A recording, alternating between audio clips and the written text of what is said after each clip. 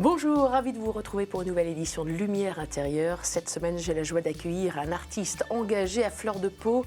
Il est chanteur, auteur, compositeur, mais aussi écrivain et poète. Parmi ses thématiques de prédilection, il y a l'amour, bien sûr, toujours l'amour, la perte aussi, et le bonheur, bien sûr.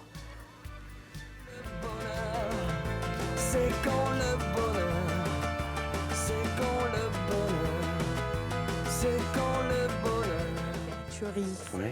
votre vrai nom, c'est quand le bonheur? C'était votre grand succès il y a 20 ans, extrait de l'album qui a eu le même succès, Amour parfait, c'était donc il y a 20 ans. Ce premier album, la question reste posée, c'est quand le bonheur? Ouais, malheureusement, je pense que c'est une question éternelle. Une question éternelle. Ouais. Vous Ouais, l'avez c'est- trouvé, ce bonheur? Oh, j'espère pas, non. Des joies, des petites joies, des grandes joies. C'est beaucoup plus furtif et beaucoup plus surprenant et intéressant. Le bonheur, pour moi, c'est quelque chose qu'il faut surtout pas chercher et toucher, quoi. Je me dis toujours, je pense à une cordée qui monterait à l'Everest. Si jamais on m'invitait, je m'arrêterais à 10 mètres du sommet. Je regarderais les autres, je leur dirais allez-y. Je regarderais le sommet en disant non, je veux pas le toucher. Parce que si je le touche, il reste quoi à faire après? Donc le bonheur inaccessible, le sommet. Ouais, c'est bien. Ouais. Mais vous êtes quand même un homme plus heureux, plus apaisé peut-être qu'il y a 20 ans, lorsque vous écriviez cette chanson? Non, absolument pas, non. Est-ce que vous avez changé, comme dirait l'autre? Ouais, bah sûrement, mais est-ce que j'ai changé? Je sais pas, parce que dans les moments un petit peu compliqués ou des moments de doute, je ferme les yeux et je reviens dans ces années de construction. Bien avant, c'est quand le bonheur, quand j'avais 16 ans ou même avant, les premiers tours de manège, parce qu'il n'y a qu'un seul tour de manège, un premier tour de manège, il n'y en a qu'un en fait. J'ai amené récemment ma petite fille au manège, elle est toute petite et son premier Elle a tour de 3 manège. ans. Ouais, Micha bientôt 4, Micha, Bientôt en décembre. 4. Ouais. Mais le premier tour de manège, elle était surprise.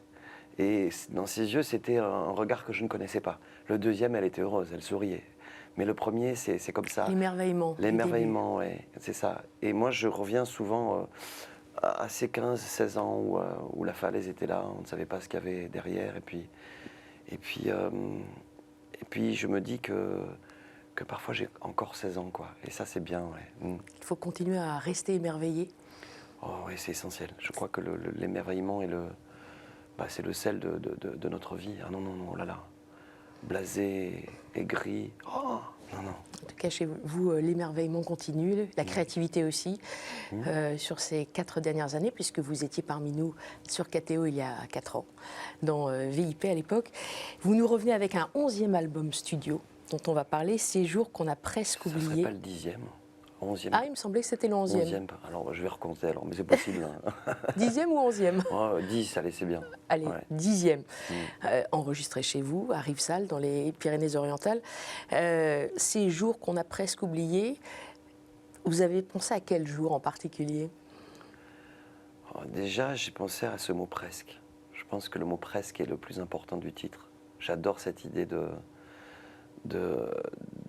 on est au bout, il n'y a plus rien, c'est terminé. Je pense à ce couple qui a vécu toutes ces années. C'est pas pour rien qu'on a vécu 20 ans ensemble, ou 30 ans, ou 40 ans.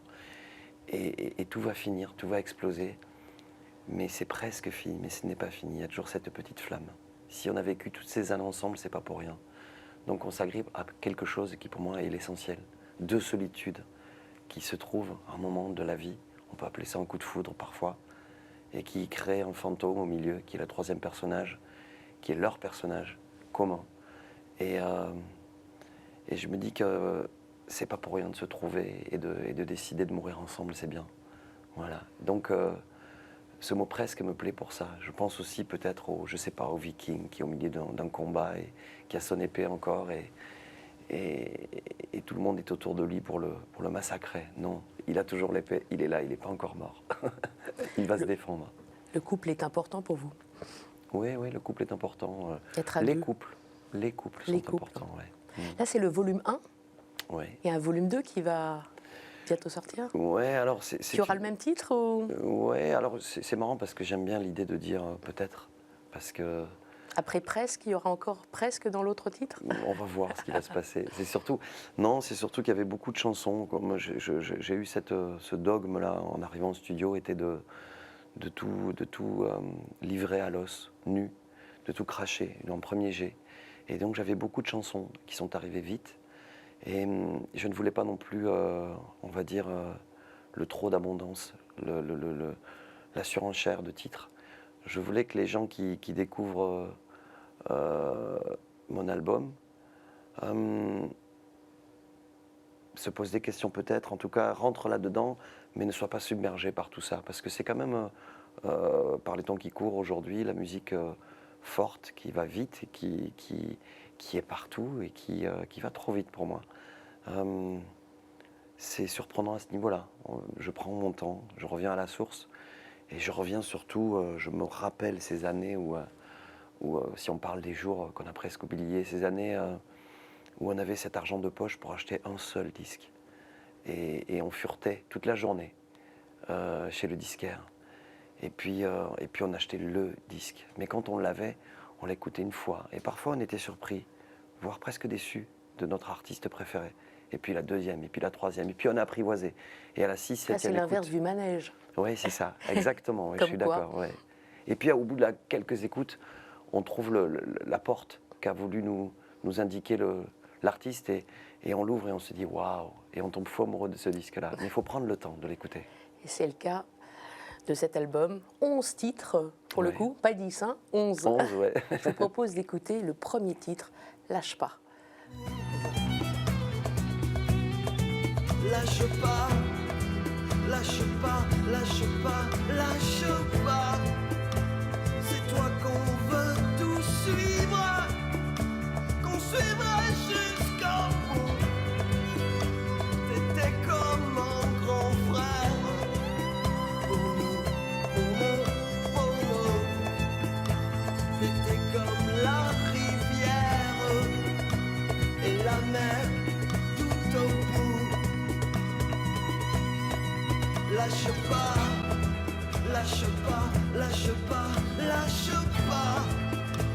Et si je dois prier, juste une seule fois, je voudrais ce grand frère pour nous, pour nous, pour nous. Il était la rivière et la mer tout au bout. Lâche pas, un titre très émouvant. On entend Tu étais comme un grand frère, je ne suis rien sans toi. À qui vous adressez-vous? Vous voulez pas en parler? Si, parce que On sent qu'il y a un hommage, que c'est quelqu'un Ouais, que vous mais- portez mais- dans votre cœur. j'aime à dire que c'est un titre qui est pour vous, pour moi, pour tout le monde. Parce que des gens qui l'ont écouté m'ont dit tiens, c'est pour mon frère, c'est pour mon papa, c'est pour ma grande sœur, c'est pour ma chérie. Et c'est pour mon ami qui se bat contre une maladie. C'est pour Jacques Higelin. Parce qu'on dit que je suis enfin, on dit que oui, évidemment, Jacques, pour moi, c'est un grand frère, quoi. Ou Bachung, ou Daniel Darc, oui. Mais je me souviens bien du moment où je l'ai écrite, cette chanson. C'est un ami très cher, qui est comme un frère, et comme un totem pour moi, qui pleure rarement, voire je ne l'ai jamais vu pleurer. Et puis, j'ai reçu ce coup de téléphone, il pleurait au téléphone, désespéré. Et je n'ai pas trouvé les mots. Je n'avais pas les mots pour le réconforter. Et quand il a raccroché, j'ai couché sur le papier cette chanson. Voilà. C'est vrai que tout l'album, vous parlez de mots, tous les mots sont ciselés, choisis, plein de sens et d'émotions. C'est un album très introspectif. C'est une vraie introspection, cet album. On le voit d'ailleurs sur la pochette, on dirait un tableau de Vermeer. Je pensais à la liseuse à la fenêtre, Oh, c'est beau ça. un petit peu, parce qu'il y a... Ouais. Ah, mais Ça m'a je fait prends. penser à ce tableau-là. C'est vrai que nous sommes dans lumière intérieure. Vous vous regardez par la fenêtre, il y a la lumière extérieure, mais il y a aussi ce miroir, cette vitre qui renvoie votre reflet un petit peu. Ouais. Et c'est ce qu'on sent dans cet album. C'est déjà toute une invitation à ce voyage intérieur, votre album. Rien que la pochette et bien sûr tous vos titres. Quel est celui qui vous représente le plus ou qui... Mais c'est déjà, difficile. si vous le permettez, je veux m'attarder sur la pochette. Bien sûr. C'est une pochette de Fernand, mon ami d'enfance, qui m'a amené, qui m'a amené dans mon village d'enfance à Vernet-les-Bains. Enfin, je suis là-bas, hein, mais il m'a dit, on fera la photo dans cette maison. Et cette maison, elle est particulière. Elle est inhabitée depuis une quarantaine d'années, mais comme un fantôme qui l'habiterait. C'est-à-dire que quand on rentre dans la maison, l'échiquier est encore là, en train de jouer, comme s'il jouait encore. Le café est servi, il y a un livre ouvert, il y a... incroyable. Et je me suis mis à cette fenêtre-là, il a pris cette photo, et ce qui est troublant, c'est que je regarde la maison d'en face, qui est ma maison d'adolescent. Et derrière moi, c'est la petite école de Vernet-les-Bains, c'est ma maison d'enfance. Adolescent, enfant, et la photo est au milieu. Et ça, c'était pas calculé. Et quant à la chanson qui me représenterait le plus, c'est... Comme on parle de miroir. Bien sûr, ouais. C'est assez compliqué. Je dirais plutôt que ça serait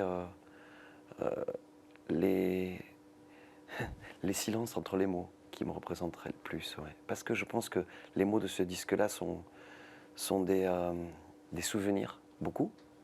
En tout cas, des souvenirs vécus ou pas, des souvenirs que peut raconter une personne qui a perdu sa femme, peut-être.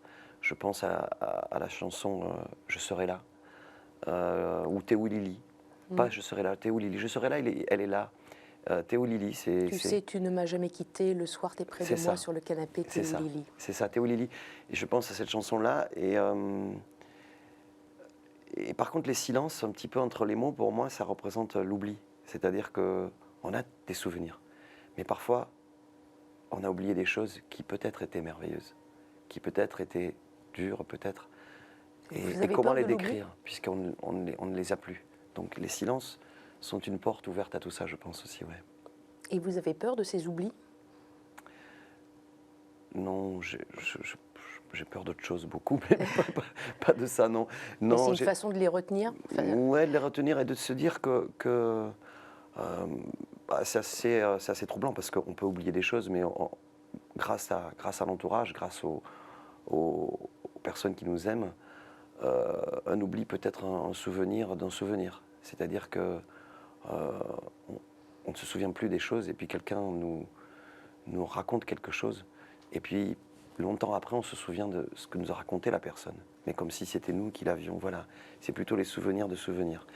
Après, ce disque-là, pour moi, pourquoi vous en parliez bien, la pochette si bien, ça me touche beaucoup. Et puis c'est vrai que c'est introspection, c'est vrai que j'ai, par le passé, j'aime pas dire le passé, les disques précédents, les chansons précédentes de ma petite histoire, beaucoup sont des incendies que j'ai essayé d'allumer dans des forêts ou dans des villages ou avec une meute, avec des torches tendues au bout de bras tendus comme ça. Et c'était bien, c'était jouissif, c'était génial. Et là, je pense que c'est plutôt un petit feu. Il reste une petite flamme et en fait, c'est la flamme qui me réchauffe, qui réchauffe. Et c'est peut-être la plus importante. Et ce disque-là, pour moi, représente cette flamme qui réchauffe. Est-ce que c'est votre album le plus abouti ou le plus introspectif? Quand on termine un album, on se dit qu'il est tellement abouti et qu'on l'aime tellement. Je les aime tous, mes albums. Bien sûr. Ce sont vraiment des polaroïdes de moments de ma vie. Je pense que ce polaroïde-là, encore une fois, c'était pour freiner des deux pieds. C'était pour être en adéquation avec mon réveil le matin, quand j'écoute Johnny Cash ou Nebraska de Springsteen ou Bob Dylan. Je pense que c'était ça.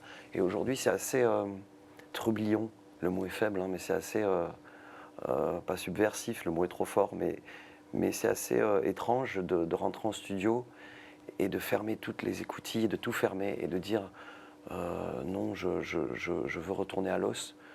Qu'importe si une radio passe mon titre ou pas, je veux mettre. Et donc on a mis le micro loin de moi. J'avais mon harmonica, ma guitare et le bruit de la chaise à Nausier, et ça suffisait, je crois. Et pas mal d'inspiration irlandaise aussi. Hein. Ouais, ça c'est grâce ouais, c'est Steve Wickham. Steve Wickham, ouais. Violon, et membre du groupe les Waterboys, ouais. Votre groupe fétiche, ouais. Avec Mike Scott. Il a joué avec U2 aussi sur Sunday Bloody Sunday. Bien sûr. Et au-delà de ça, Steve Wickham est une personne que j'ai croisée sur mon deuxième album, sur Menteur. Je me souviens avoir téléphoné à Christophe Miosek, qui est mon ami, et je lui dis j'aimerais avoir un violon à la Steve Wickham, des Waterboys. Il m'a dit mais pourquoi tu lui demandes pas? Tout simplement. Tout simplement. Ce fut simple, c'est-à-dire que j'ai eu ses coordonnées. Il m'a dit on ne se connaît pas, mais moi je veux lire les mots, je veux les comprendre. Donc j'ai dû traduire mes chansons. Et il a accepté de rentrer dans mon univers, de venir avec moi. C'était en Irlande, je me souviens, une nuit, il est arrivé, il m'a joué des gigs toute la nuit. J'étais comme un enfant heureux. Et depuis, on ne s'est plus quitté. Et Steve est quelqu'un comme le peuple irlandais, magique, accueillant, tendre et fou. Sligo, sa ville, à l'ouest de l'Irlande, est le fief de la musique irlandaise. Un jour, il m'a amené là-bas et on a frappé 3 coups à une porte. Dans la ville, comme ça, une petite porte. C'était la nuit. Quelqu'un est venu ouvrir avec une bougie. On a traversé un couloir sombre et au bout du couloir, des gens étaient là et buvaient du vin chaud. On a partagé le vin avec eux et les musiciens jouaient, c'était les musiciens traditionnels. Et en fait, c'est une coutume, plus que ça, c'était un combat mené par les Irlandais depuis Cromwell, celui qui a affamé l'Irlande, un combat pour se défendre. C'était le seul moyen pour se défendre contre l'assaillant anglais et pour résister, c'était la musique irlandaise. J'ai eu accès à cette nuit magique et depuis j'ai des frissons tout le temps avec Steve, quoi. Ouais. Et donc il est sur ce disque qui a une couleur irlandaise, c'est vrai. Mais je dirais que Steve Wickham, pour moi, est le plus catalan des Irlandais. Ça tombe bien, puisqu'on va reparler de votre pays et des connexions entre l'Irlande et la Catalogne, sans la nommer. Je vous propose 4 mots. Je vais m'éclipser, vous aurez 4 mots à commenter, à nous éclairer avec votre petite lumière, qui n'est plus un incendie maintenant, mais une petite flamme. D'accord. On fait comme ça. À tout de suite.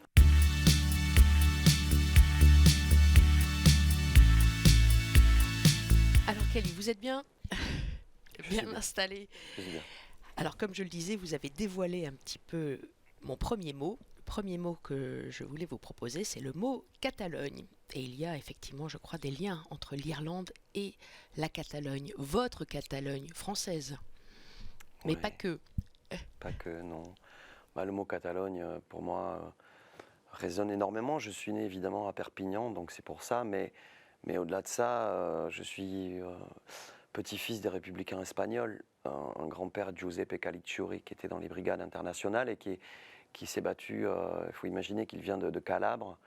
Il ne voulait pas que le peuple italien subisse le joug d'un dictateur. C'était Mussolini à l'époque. Et donc il allait se battre contre tous les fascismes du monde. Il est allé se battre contre Franco. Il a rencontré ma grand-mère. Ils se sont mariés à Barcelone. Mon père est né à Barcelone. Il a traversé la frontière et a accueilli, le mot n'est pas approprié, mais en tout cas dans des camps de souffrance dans le sud. Donc oui, je suis catalan. La Catalogne, pour moi, résonne beaucoup avec la tradition. Pourquoi l'Irlande aussi? Musique traditionnelle irlandaise, mais musique traditionnelle catalane. Quand j'entends des sardanes jouées par les cobles catalanes, me revient ces moments où j'étais enfant et je m'approchais de la place du village et la coble jouait, les personnes âgées avaient des larmes aux yeux et je savais que c'était l'été qui approchait. La Catalogne, pour moi, c'est Pau Casals, en catalan, Pablo Casals, le plus grand violoncelliste du monde. Nous avons eu la chance de l'avoir comme réfugié à Prades, chez moi. Et le photographe était mon arrière-grand-père du côté de ma maman, Alexandre Genovese. Et donc j'ai des photos de ma grand-mère, Stella Genovese, qui était toute petite et qui jouait sous le piano du répétiteur de Pau Casals. Tout ça, c'est la Catalogne pour moi. Évidemment, c'est quelque chose de très fort. Et en même temps, si je pouvais barrer toutes ces frontières avec tous ces voilà, c'est important de parler catalan, c'est important, mais c'est important aussi de casser toutes les frontières. Catalan et italien, Ouais. vous le disiez, puisque la moitié de votre sang, entre guillemets, est italien. Vos 2 grands-parents, vous avez 2 grands-parents d'origine italienne, Giuseppe d'un côté et Stella de l'autre. C'est ça, c'est ça. Et en même temps, j'ai récemment fait un test, l'ADN, et on voulait voir ça avec la famille, s'amuser comme ça. Et j'étais persuadé avoir un gigantesque pourcentage d'Italiens, je n'ai que 9%. Vous Ah, imaginez- finalement, Si vous pas imaginez. si italien que ça. Oui, mais ce qui veut dire que, comme il y a de la Sicile chez moi et de la Calabre, c'était sûrement des marchands qui sont arrivés il n'y a pas si longtemps que ça, alors que toute ma famille est là-bas. J'ai 52% de Ibère, donc ça c'est plutôt dans la logique, on va dire, s'il y en a une. Et j'ai 17,2% de Scandinaves. Voilà. Donc j'étais un viking quelque part aussi. Viking et les Celtes. Ouais, Celte pas assez pour moi, mais oui, sûrement. Le chanteur des Peut-être un peu. Waterboys, Mike Scott, m'a envoyé une photo un jour. Il a retrouvé une gravure dans une vieille bibliothèque à Dublin. Et la photo était donc un personnage du Moyen-Âge. Et il m'a envoyé ce message, c'est toi. Donc avec cette assurance de vie antérieure, et pour lui, c'était moi sur la gravure. Je ne l'ai pas contredit, c'était moi sûrement. Ouais. Et vous, vous sentez quoi? Plutôt catalan, quand même?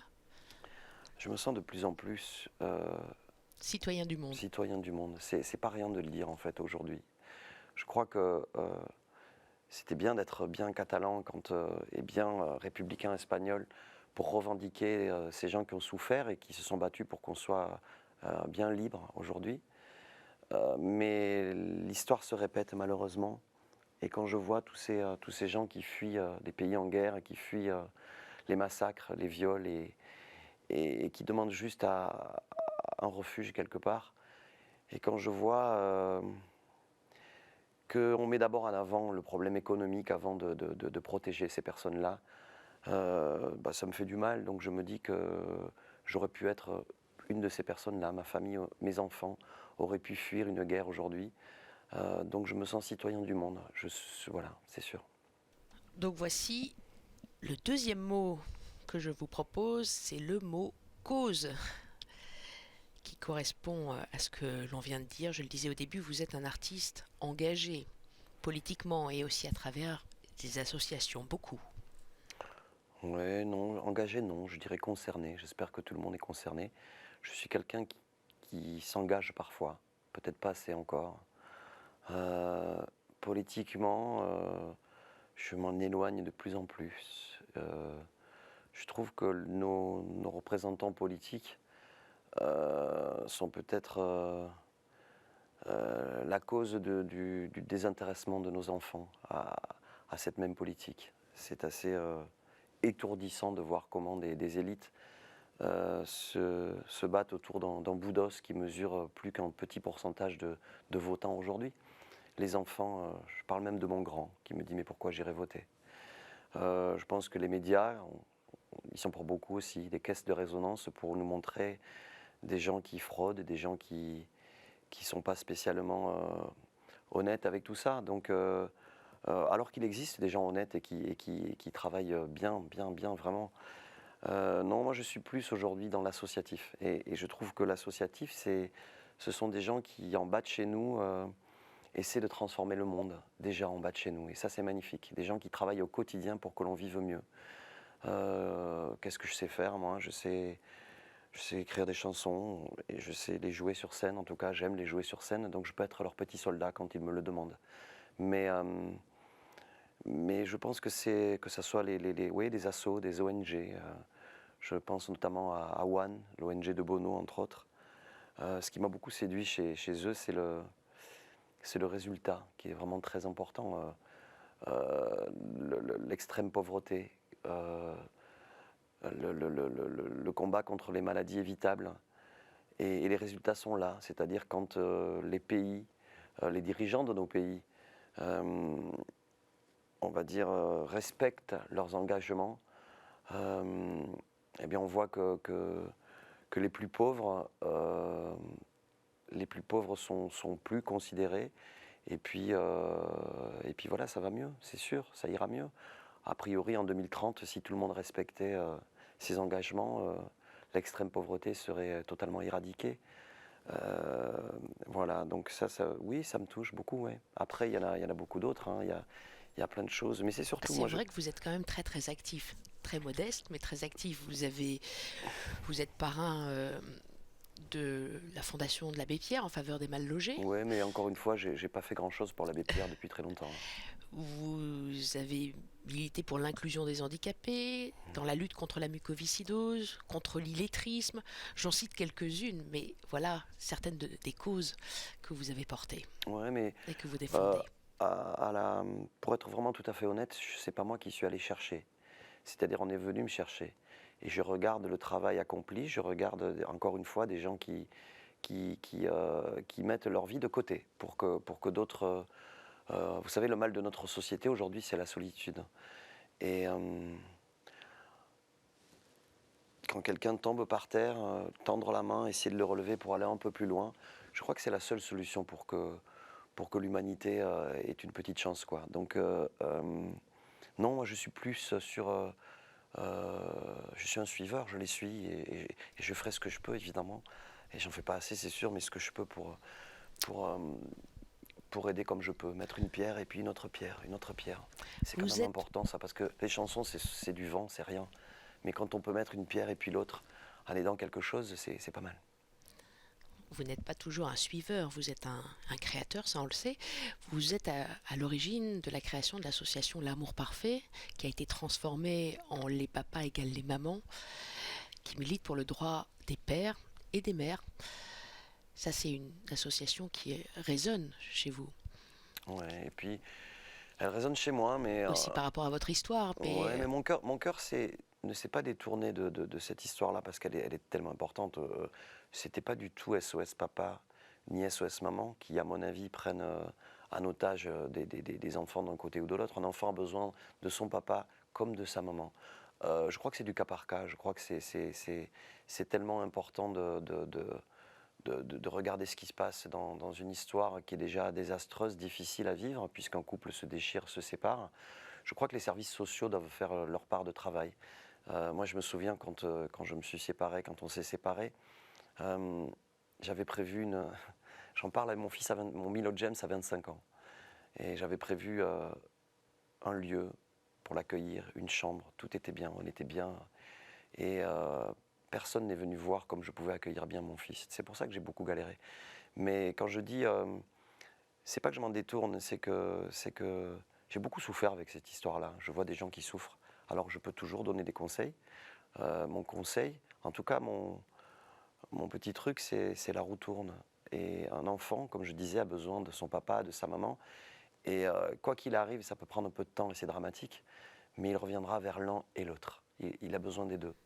Je vois des gens qui souffrent avec ça terriblement. J'ai souffert terriblement. Et nous, c'était les papas égale les mamans. Ça, c'était mieux, ça. C'était pas pour les uns, pour les autres, c'était pour l'enfant. C'était pour l'enfant. Et vous m'amenez naturellement à mon troisième mot, enfant. Forcément, enfant. Mhm. Vous avez toujours voulu avoir plein d'enfants. C'est ce que j'entendais dans la dernière émission avec Emmanuel Dancourt. Vous en avez 4. J'en ai 4. Donc Milo, l'aîné, et aussi 3 petites filles. Ouais, Coco, Popé et Micha surtout. La dernière qui est toute jeune. pas si petite. Coco qui a 17 ans. 17 ans, oui, qui grandit. Qui me dépasse en taille. C'est étonnant. Chaque fois que je la vois, je l'ai vue juste avant de venir parler avec vous là.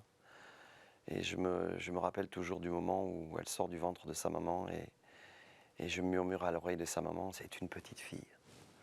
On va l'appeler Coco. Coco Grace Patty Bluma. Je crois qu'on a été jusqu'à la dernière seconde le droit. On avait c'était 3 jours à l'époque, c'est 5 jours maintenant. On avait le droit à 3 jours pour trouver le prénom, pour la déclarer. On a attendu la dernière minute pour être d'accord là-dessus. C'est important, hein, c'est un nom gravé à vie. Et quand je la vois comme ça, je me dis, ça lui va tellement bien, Coco. Coco Caligiuri, waouh. Mais je ne sais pas pourquoi je vous dis ça, mais en tout cas, ma grande fille, elle fait du violoncelle, elle fait du piano. J'ai toujours rêvé d'avoir une fille à la maison, un dimanche après-midi pluvieux, qui jouerait du violoncelle. Et je suis quelqu'un de très chanceux, parce que le ciel, ou quelqu'un en tout cas qui est là, m'a offert ça encore une fois. Et les autres aussi, hein. Popé qui fait de la harpe, et Micha, qui à mon avis sera sauvage comme son papa sur scène. Ouais. Les enfants, on pense bien sûr à vous aussi. L'enfant, ce petit garçon qui a perdu sa maman à 6 ans, que vous racontez très délicatement dans Seuls les enfants savent aimer. C'était votre premier roman, enfin une autobiographie, publié en 2018. Depuis, vous avez été très prolifique. Avec le confinement, il y a eu Le Voilà les anges, sorti en 2021. Aussi un recueil de poèmes éparpillés en 2020. C'est pas grâce au confinement. Le confinement, c'est un cauchemar qu'il faut laisser derrière. À cause. Je me refuse d'écrire quelque chose qui puisse me rappeler un jour qu'il y a eu ce cauchemar-là. Un cauchemar, il faut le laisser derrière, l'enterrer, et c'est terminé. Je ne peux pas, moi, me dire que dans 20 ans, je vais lire une de mes chansons ou un de mes livres en me disant que c'est grâce au confinement. Il n'y a rien eu grâce au confinement. Au confinement, il y a eu des gens qui ont souffert. Au confinement, il y a eu des gens qui sont morts. Au confinement, il y a eu des familles déchirées qui n'ont pas pu aller dire au revoir à leur grand-père. Et pour moi, ça, je ne peux pas me servir de ça pour écrire une chanson. En tout cas, j'ai des amis sculpteurs qui n'ont pas pu créer non plus lors de ce moment-là. Mais en tout cas, oui, j'ai écrit des livres, mais parce que ça me plaît, ouais, ça me plaît. Ça me plaît. Ça me plaît beaucoup. J'aime bien démarrer. C'est une dame qui m'a dit un jour, j'aime vos chansons quand vous parlez de l'enfance et de l'adolescence, mais j'aimerais bien que vous alliez plus loin. Et plus loin, c'était écrire quelque chose, un roman, c'était se mettre tout nu et traverser l'océan et aller jusqu'à la Statue de la Liberté. Et j'aime bien le moment où on plonge, c'est-à-dire la première phrase. Aucun plan, c'est-à-dire que la première phrase appelle la deuxième, et puis la troisième. Et puis la nuit arrive et on ne sait pas du tout la phrase qui va démarrer le lendemain. On ne sait pas du tout où l'aventure va nous mener. J'ai beaucoup aimé ça. C'était comme une deuxième vie dans ma vie.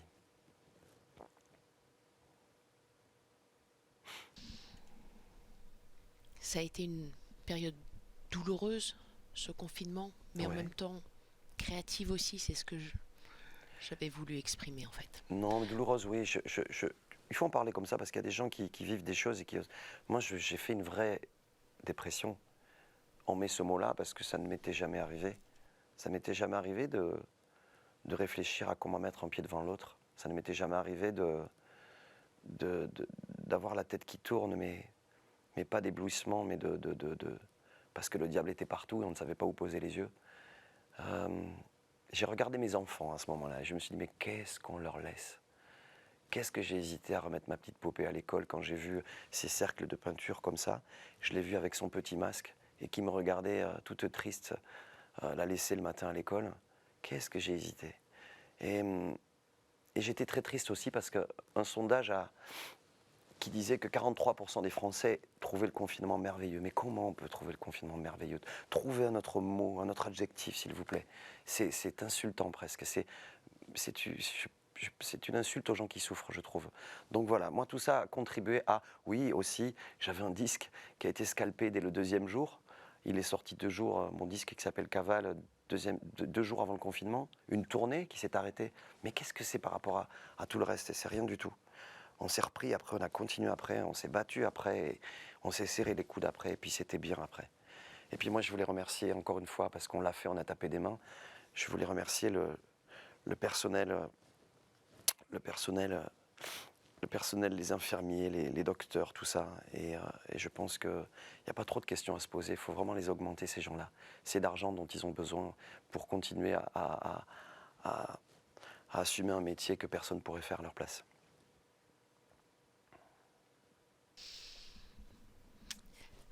On l'entend. C'est vrai. Message passé. Vous êtes très émouvant. Vous l'entendez, je suis émue de mon côté. Le mot, c'était le mot enfant.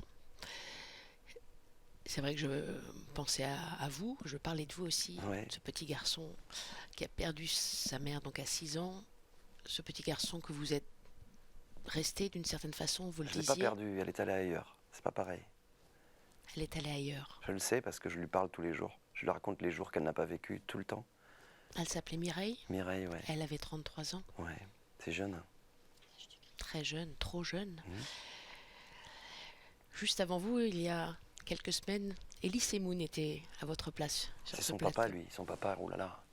Non, il a perdu sa maman. Sa maman aussi, mais son papa, il y avait une histoire là, récemment compliquée avec son papa aussi. Qu'il a perdu à cause de la maladie d'Alzheimer. Ouais. Et sa maman, il l'a perdue à l'âge de 11 ans. Oh là là. Comme vous. Je vois un rapprochement parce que Il disait d'une certaine façon, et je l'entends aussi peut-être chez vous, on a encore plus besoin d'amour quand on perd sa mère à 6 ans, un besoin d'amour encore plus Ouais, intense. c'est compliqué. C'est Est-ce que compliqué. oui, C'est compliqué avec les femmes, c'est compliqué beaucoup. Parce qu'on cherche une maman partout, en fait. Après, je crois que inconsciemment, j'ai passé une partie de ma vie à presque lui en vouloir. Comme si elle m'avait abandonné, quoi. Et puis, aujourd'hui, je sais. Je sais que j'ai trouvé mon chemin, j'ai trouvé le sentier qui m'amène au bonheur dont on parlait tout à l'heure. C'est peut-être parce qu'elle a décidé, en tout cas parce qu'elle est partie. Elle n'a pas décidé, mais c'est parce que je me suis retrouvé à un âge où d'habitude des parents, en tout cas des adultes, nous disent c'est ce chemin qu'il faut prendre. Il faut que tu fasses ça pour être heureux. Non, parce que moi je me suis retrouvé tout seul et la seule personne que j'ai écoutée, c'est mon cœur. Et mon cœur m'a dit va sur la route et tu seras heureux. Et j'ai bien fait d'écouter mon cœur. Voilà. Je suis troubadour et tellement heureux d'être troubadour. Et je crois que si maman avait été là, j'aurais sûrement fait quand même le plus beau métier du monde aussi, ouais. J'y pense souvent à ce métier, instituteur, ouais. De cours préparatoire, donner la lecture et l'écriture à tous ces enfants, donc donner la liberté. J'imagine, je pense, si on parle de mon premier livre, je pense à Madame Caz, mon institutrice.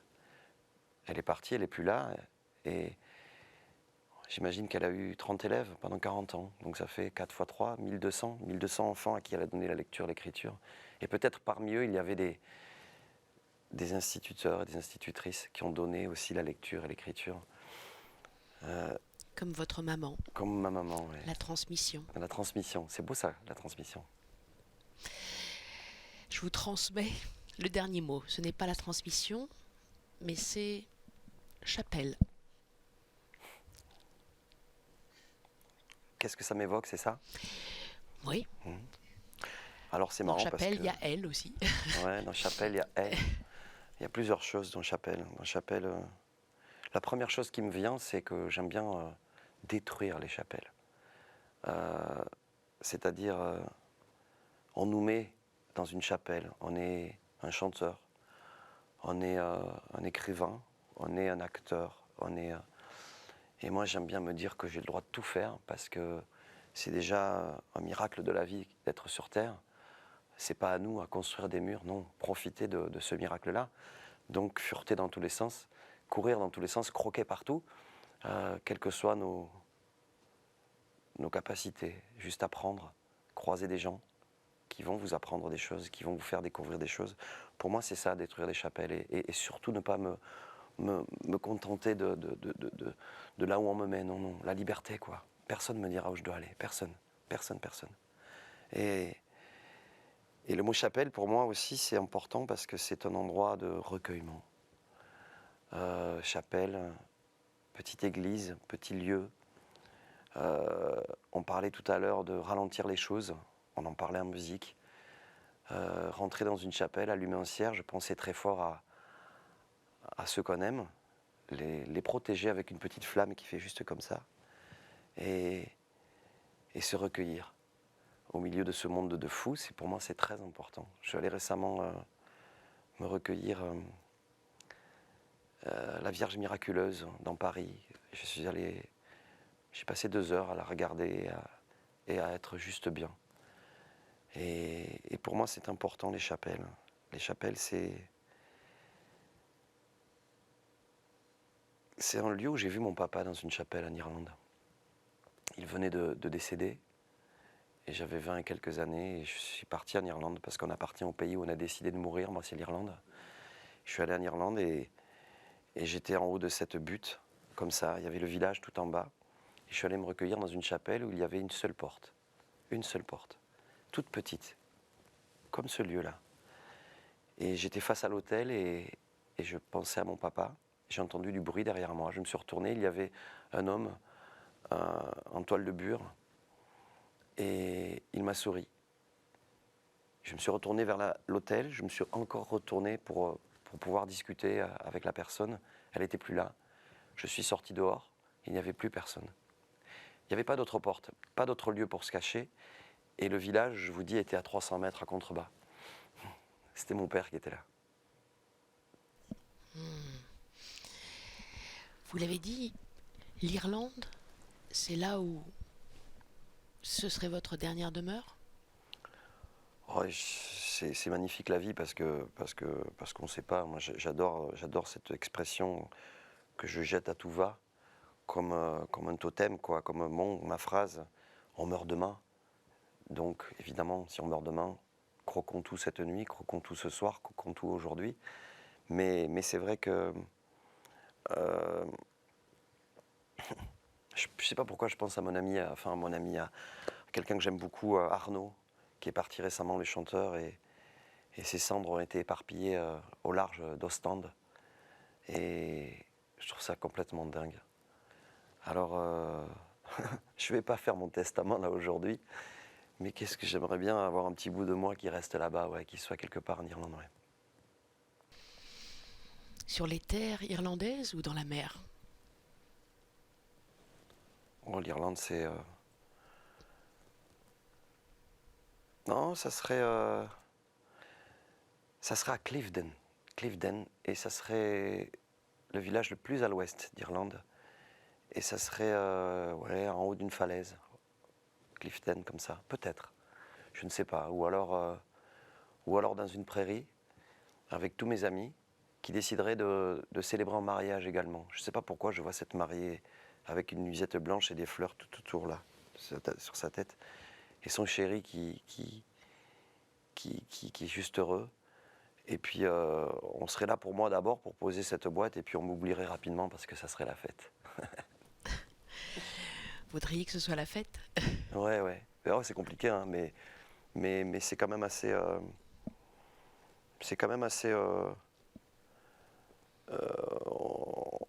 célébrer quelque chose, quoi. Oui, non, ce que je dis c'est fou parce que j'ai tellement été triste à tout ce que j'ai vécu, les enterrements, c'est sûr. Mais se dire que une personne qu'on laisse là, c'est triste parce que c'est la personne qui nous a apporté son soutien, sa joie, en tout cas sa compagnie durant toute une vie, et on le laisse là. C'est triste, donc on peut pleurer. Et en même temps, on peut se dire avec le sourire, que c'est cette personne-là qui nous a donné le soutien et la joie. Voilà, il y a un peu des deux. Mais c'est toujours... quand on pleure, il y a toujours un petit bout de sourire quand même quelque part. Ouais. Comment imaginez-vous l'après, l'au-delà, le paradis? Cette phrase-là qui résonne, « Cherche ton paradis dans ta propre vie, c'est le seul chemin pour qu'il existe un jour dans le ciel de l'éternité. » Alors je ne l'imagine pas, non. Je l'imagine pas. C'est marrant parce que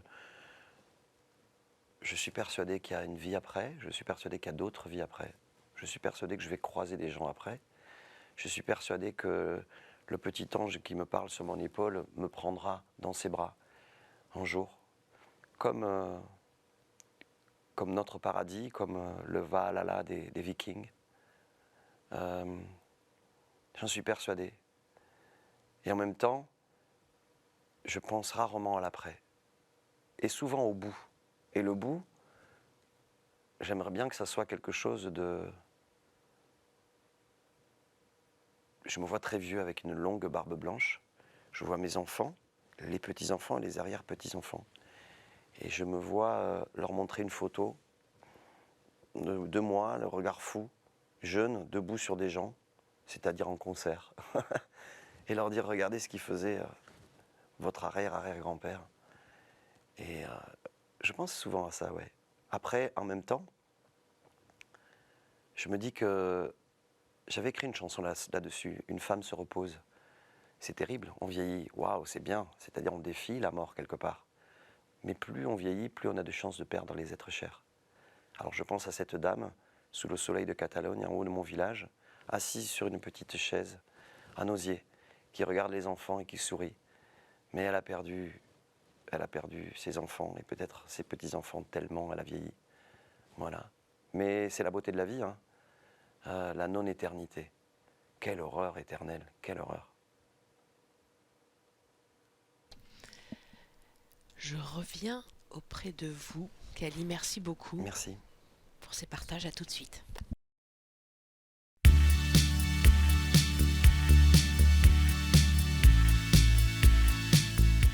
Alors Cali, je suis de retour auprès de vous. Qu'est-ce que vous avez pensé de cette expérience, entre guillemets, puisque j'étais plus là? Je vous ai présenté 4 mots. Il y a un mot qui vous a plus touché que les autres? Déjà, merci pour cette balade en amnésie. Oui. mais non, je crois que ce sont des mots bien choisis, évidemment, mais ouais, c'est marrant cette question-là, parce que j'ai entendu votre voix et je voyais sur un écran le mot. Et c'est marrant parce que le mot qui se désincrustait, qui venait le plus à moi, c'était le mot enfant. Oui. Enfant. Après, tout est lié, hein, tout est lié. Parce que on parle des causes et tout ça, je me dis que pour parler avec mes enfants, je vois qu'ils ne feront pas les mêmes bêtises que nous. Et c'est pour ça que j'ai foi, moi, hein, et espoir en l'humanité. Parce que je suis vraiment persuadé que les générations qui arrivent, là, juste là, feront beaucoup plus attention et vont freiner l'ultime, c'est sûr. Ouais. Vous êtes plein d'espérance. Vraiment, oui. Un mot qu'on aime beaucoup ici sur KTE. Vous avez une pratique régulière, votre rapport à la foi? Quel est-il? Ma pratique, alors c'est marrant parce que je ne me pose pas la question, mais en tout cas, ce qui est sûr, c'est que j'ai un ami qui n'a pas la foi, en fait. Et je trouve que les obstacles, les murs, sont beaucoup plus difficiles à franchir pour lui que pour moi. En tout cas, c'est assez étonnant parce que souvent je me dis mais non, il n'y a aucune raison que... Et c'est comme si c'est une vérité. Donc c'est ma foi. Donc on pourrait me torturer si on me fait très mal. J'avouerai en disant je ne crois en rien, ok, ou en qui vous voulez. Mais non, au fond de moi, je sais que j'ai un Dieu qui est là. J'ai beaucoup de choses qui se promènent là, inexplicables. Et pourquoi perdre du temps à les expliquer? Pourquoi perdre ce temps-là? Non. Est-ce qu'on ne peut pas les vivre juste? Ouais. Ma foi et ma force. Ma foi et ma force, tout à fait. On pourrait dire ça. Ouais. C'est amusant, on a commencé par l'Irlande, on a fini avec l'Irlande. Et qu'est-ce que vous aimeriez bien faire avant de mourir? Le Vendée Globe, non? Ouais. Entre autres. Ouais. Alors le Vendée Globe... Ça m'amuse parce que, comme vous le savez, il y a votre homonyme. Ouais, Cali. Cali, Arnaud Boissière, Arnaud Boissière, qui l'a fait un certain nombre de fois. Et qui, lui, a mené une vie aussi extra... J'ai eu la chance de parler une nuit il y a très très longtemps avec lui. Après une émission, on s'est retrouvés tous les deux. Il a vécu des choses tout au bord du précipice, hein, Ouais. longtemps dans sa vie. Et c'est quelqu'un qui aurait pu mourir jeune, qui aurait dû mourir jeune, et qui n'est pas mort parce qu'il avait cette vision des choses. Il allait traverser les océans. Et il l'a fait. Mais ce qui est très beau, c'est qu'aujourd'hui, il y a des enfants qui souffrent, et il va les voir, il leur en parle, et leur dit, regardez, moi j'étais comme vous, j'avais les cheveux tout rasés, et ça n'allait pas bien du tout. Et on ne me donnait pas beaucoup, hein, mais regardez, je suis là. Chacun a tracé un cap différent, Ouais. avec ses épreuves, son histoire. Ouais, Les deux et puis- Cali. Et puis donner la force aux autres grâce à ça, parce Bien que ça, sûr. ce sont vraiment des moments, voilà, donner la force grâce à ça, c'est Bien sûr. complètement fou. Ouais. Ça, c'est plus anecdotique, mais vous allez le faire quand même?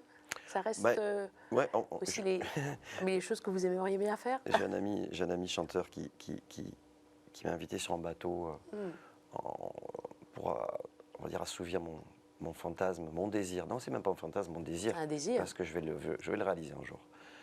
Et son bateau, la première tempête, a coulé au port, c'était vers Biarritz, là-bas. Je me suis dit, on est mal barré quand même si il coule au Ça, port c'est un déjà. signe aussi, peut-être. C'est un signe aussi. mais je vais le faire. Je veux vraiment, ouais, j'aimerais. J'ai traversé le Wyoming à cheval avec mon fils, avec un cow-boy. Cavale. Ouais, c'est ça. Et c'est une expérience qui nous relie très très fort parce que c'était dingue. Et ça, je le ferai, je traverserai l'océan, les océans, je vais le faire. Ouais. On va vous attendre là-dessus en mer. En attendant, on attend le volume 2. Ouais. On écoute le volume 1 de Ces jours qu'on a presque oubliés. Merci beaucoup, c'est votre dernier album bien sûr. Merci beaucoup Kali Merci beaucoup. pour ce partage, cette lumière intérieure, votre lumière intérieure que vous avez partagée et que vous pouvez revoir en replay comme d'habitude sur Et KTO-TV.com. si je peux me permettre, Oui, parce bien que sûr Kali. on parlait de foi, on parlait de... Oui, Croyez en vos étoiles aux allures de petits chemins. Croyez en vos justes et insolites étoiles. Et si vous croyez à une étoile qui n'existe pas, cherchez-la, c'est la bonne. très joli. Elle m'accompagne, cette phrase. C'est de vous? Non, Non, c'est de... c'est un ami, Éric Poindron. Mais sa phrase me Très fait beaucoup beau. de bien, toujours. Ça aurait pu être vous, véritable poète. Ça aurait pu Merci être lui, beaucoup. et c'est lui. Et c'est lui. Très très beau. Merci pour ce partage. Merci beaucoup, Kali. Merci à vous. Bonne semaine.